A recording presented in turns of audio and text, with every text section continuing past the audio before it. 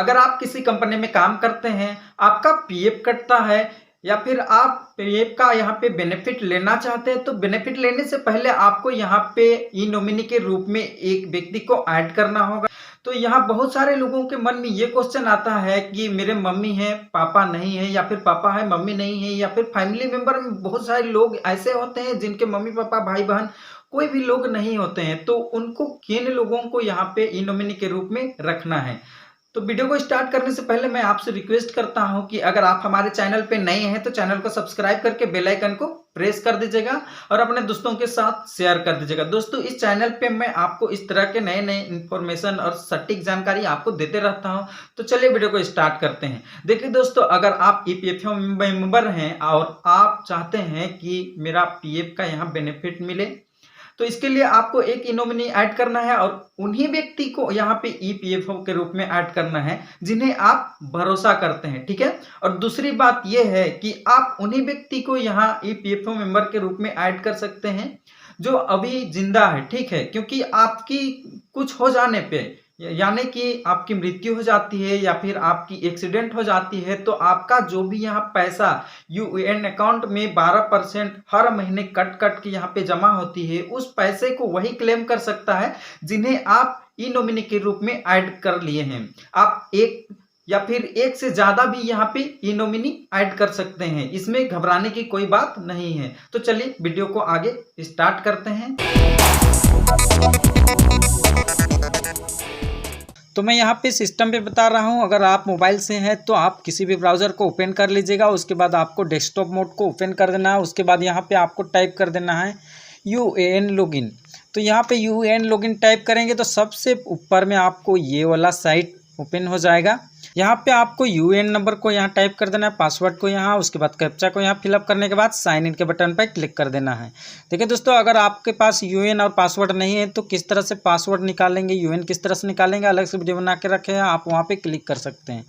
जैसे आप इस पर क्लिक करेंगे पॉपअप मैसेज आएगा, इसे लेटर कर देंगे, चाहे कहीं भी क्लिक कर देंगे हट जाएगा। उसके बाद यहाँ पे आपको आ जाना है। यहाँ पे आपको बहुत सारा ऑप्शन दिखाई देने लगेगा। यहाँ होम, व्यू, मैनेज अकाउंट, यहाँ पे ऑनलाइन सर्विस। कुछ नहीं करना है, सबसे पहले आपको मैनेज के ऑप्शन पे जाना है। उसके बाद यहाँ पे ई नॉमिनेशन का ऑप्शन दिखाई दे रहा है, तो इसी ई नॉमिनेशन के ऑप्शन पे आपको क्लिक कर देना है। यहाँ पे नोट प्रोविडेंट इस तरह से दिखाई देगा। यहाँ घबराने की बात नहीं, इसको आपको रेडी रहने देना है, कोई दिक्कत नहीं है। लेकिन आपको यहाँ पे प्रोसीड का ऑप्शन दिखाई दे रहा है, इस पर आपको क्लिक कर देना है। यहाँ पे पूछ रहा है हैविंग फैमिली, क्या आपके परिवार है, तो यहाँ पे यस कर देना है। तो जिसको भी आप नॉमिनी रखने चाहते हैं उसका आधार नंबर को आप यहाँ पे फिलअप कर देंगे, जो कि यहाँ पे 12 अंक का होता है। तो यहाँ पे आधार नंबर को 12 अंक जो भी है उसको आपको यहाँ पे फिलअप कर देना है। उसके बाद नाम को इस तरह से टाइप कर देना है जैसे कि आधार में। उसके बाद डेट ऑफ बर्थ को आपको इस तरह से यहाँ पे सिलेक्ट कर लेना है। उसके बाद जेंडर आपको सिलेक्ट कर लेना है, क्या आपके जो नॉमिनी है वो मेल है या फीमेल है। उसके बाद यहाँ से रिलेशन आप यहाँ पे सिलेक्ट कर लेना है। उसके बाद यहाँ अगर आप चाहते हैं कि उनका एड्रेस वही रहे जो उनकी मम्मी का एड्रेस है, वही एड्रेस यहाँ पे देना चाहते हैं, तो आप सेम एज मेंबर पे यहाँ पे क्लिक कर देंगे। ऑटोमेटिकली जो मेंबर का एड्रेस है वो यहाँ ऑटोमेटिकली फिलअप हो जाएगा। उसके बाद यहाँ प्लस के बटन पे कुछ भी नहीं करना है आपको। यहाँ पे फ़ोटो का ऑप्शन दिख रहा है, यहाँ फ़ोटो पे क्लिक करके यहाँ पे जो नॉमिनी है उनका यहाँ फ़ोटो लगा लेना है। यहाँ फ़ोटो लगाने के बाद आपको प्रीव्यू के ऑप्शन पे क्लिक कर देना है, ये वाला फ़ोटो यहाँ पे दिखाई देने लगेगा। उसके बाद अपलोड फोटोग्राफ पे आपको क्लिक कर देना है। उसके बाद यहाँ ओके के बटन पे क्लिक कर देना है। यहाँ आपको इमेज अपलोड सक्सेसफुली ऑप्शन आएगा, ओके पर क्लिक कर देना है फिर से। उसके बाद नीचे आएंगे तो यहाँ पे आपको दिखाई देगा चेक करने का, तो इसे आपको पढ़ लेना। पढ़ना चाहते हैं तो, नहीं पढ़ना चाहते हैं तो कोई दिक्कत नहीं है। उसके बाद अगर और आप नॉमिनी के रूप में किसी को ऐड करना चाहते हैं तो यहाँ ऐड रो के ऑप्शन पे क्लिक करेंगे, फिर इसी तरह से आपको फिलअप करना होगा। उतना कर लेने के बाद यहाँ से फैमिली डिटेल के ऑप्शन पे क्लिक कर देना है। बता दूं दोस्तों कि बहुत सारे कैंडिडेट ऐसे हैं जिनके माता पिता या नॉमिनी हैं, उनका जो आधार है, आधार में उनका जो डेट ऑफ बर्थ है वो डेट ऑफ बर्थ में सिर्फ बर्थ ईयर लिखा हुआ है। तो उन कैंडिडेट को यहाँ 0101 यानी कि 1 जनवरी 1968 इस तरह से लिखना है। यहाँ पे जो फैमिली डिक्लेरेशन है ये कंप्लीट हो चुका है। आप नीचे आपको स्क्रॉल करके आ जाना है। उसके बाद नीचे आपको यहाँ पे दिखाई देगा EPF नॉमिनेशन। तो यहाँ EPF का फुल फॉर्म होती है, देखिए employee provident fund. Employee provident fund है, उसमें आपका जो नॉमिनेशन है वो क्या होना चाहिए, इसके लिए आपको यहाँ पे क्लिक कर देना है। इस पर क्लिक करते हैं तो आपको कुछ इस तरह से दिखाई देने लगेगा। यहाँ पे आपको परसेंटेज लिखना है कि कितना परसेंट आपकी जो यहाँ EPF है उसको बेनिफिट ले सकता है। तो यहाँ पे 100% कर देना है। उसके बाद यहाँ सेव EPF नॉमिनी पे आपको क्लिक कर देना है। इतना कर लेने के बाद आपको नीचे आ जाना है। नीचे आने के बाद आपको यहाँ पे EPS दिखाई देगा।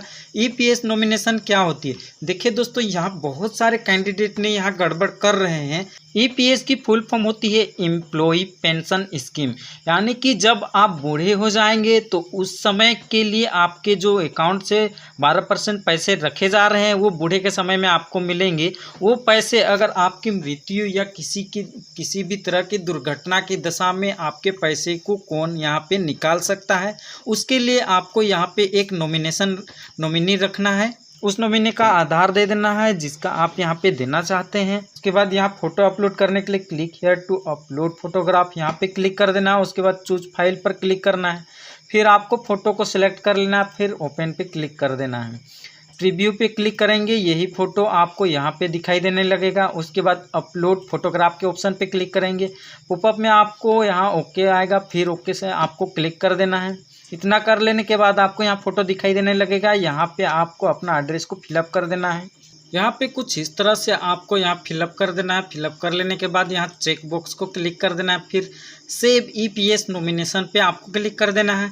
तो मैंने इसका सारा डाटा को यहाँ फिलअप कर दिया है जो भी, उसे आपको यहाँ व्यू के ऑप्शन पे क्लिक करके देख लेना है। जैसे आप व्यू के ऑप्शन पे क्लिक करेंगे आपके सामने इस तरह से दिखाई देने लगेगा। आपको पूरा एक एक चीज़ को देख लेना है, क्या सही डिटेल है या नहीं है। अगर आप सही डिटेल नहीं डाले हैं तो यहाँ पे आपको एडिट का ऑप्शन दिखाई दे रहा है, इस पर आपको क्लिक कर देना है। और अगर सही है सब चीज़ तब आपको यहाँ पे ई सिग्नेचर करना है। ई साइन करने के लिए आपको इस पर क्लिक कर देना है। यहाँ पे इस तरह से जो मैसेज दिखाई देगा उसे आपको यहाँ चेक कर देना है। जैसे चेक के आप ऑप्शन पे क्लिक करेंगे, देखिए दोस्तों वर्चुअल आईडी क्या होता है, किस तरह से जनरेट करते हैं, इसके लिए मैंने अलग से वीडियो बना के रखा है, आप डिस्क्रिप्शन में लिंक को क्लिक करके देख सकते हैं।